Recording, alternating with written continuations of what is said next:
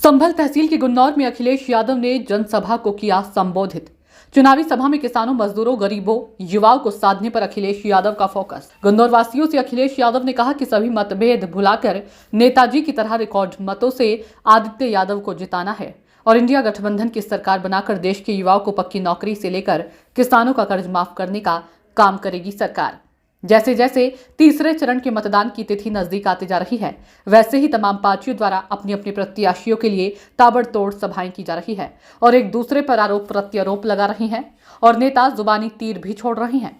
बता दें कि आज बदायूं लोकसभा और जनपद संभल की तहसील गुन्नौर में पहुंचे समाजवादी पार्टी के मुखिया अखिलेश यादव ने चुनावी सभा में लाखों संख्या देखकर काफी खुश नजर आए और गुन्नौर की जनता से पुराना रिश्ता बताते हुए कहा कि स्वर्गीय पिता मुलायम सिंह यादव का गुन्नौर वासियों से काफी पुराना और गहरा रिश्ता रहा है और जैसे गुन्नौर की जनता ने नेताजी को ऐतिहासिक मत देकर रिकॉर्ड मतों से जीत दिलाई थी, ठीक उसी तरह भाई आदित्य यादव को ऐतिहासिक मत देकर रिकॉर्ड बना देने की अपील की। उन्होंने कहा कि देश में इंडिया गठबंधन की सरकार बनने जा रही है और जैसे ही इंडिया गठबंधन की सरकार बनेगी, वैसे ही सबसे पहला काम किसानों का कर्ज माफी और अग्निवीर को पक्की कर स्थायी कर युवाओं को पक्की नौकरी का काम किया जाएगा। और बीजेपी सरकार ने कोविड की वैक्सीन लगवाकर देश के साथ बहुत बड़ा धोखा किया है और इलेक्टोरल बॉन्ड को लेकर बीजेपी सरकार ने जमकर वसूली की।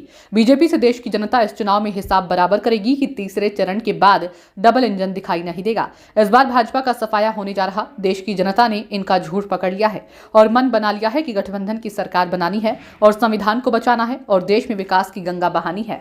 7 तारीख का चुनाव और जो वोट पड़ने जा रहा है तीसरे चरण का, ये भारतीय जनता पार्टी को 7 समुंदर दूर फेंक देगा। ये चरण उनका सफाया करने जा रहा है। पहले दूसरे चरण की हवा तो आपको पता लग गई होगी।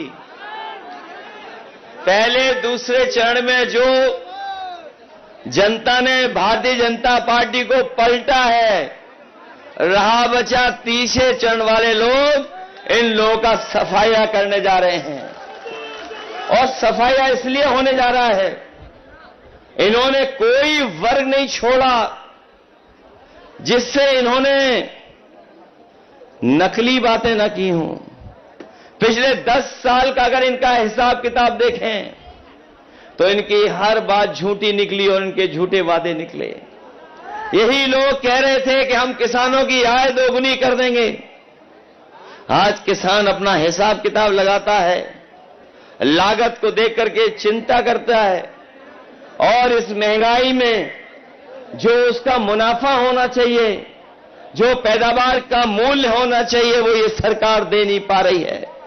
और परिणाम यह है कि लागत लगाने के बाद, अपनी मेहनत पूरी करने के बाद भी हमारा किसान खुशहाल नहीं हो पा रहा है, गांव के लोग खुशहाल नहीं हो पा रहे हैं। जो लोग कहते थे आय दोगुनी कर देंगे, उन्होंने 3 काले कानून लाने का काम किया था और उनकी साजिश थी कि हम किसानों की जमीन भी छीन लें, उनकी पैदावार पे भी कब्जा कर लें। लेकिन हम अपने किसानों को बधाई देना चाहते हैं, वो जाकर के दिल्ली में धरना दिया, बैठे रहे, कीलें लगी, दीवारें बनाई गई, ट्रैक्टरों को डीजल नहीं भरने दिया, लेकिन उन्होंने अपना आंदोलन पीछे नहीं किया और तब तक डटे रहे जब तक सरकार ने तीनों काले कानून वापस नहीं ले लिए।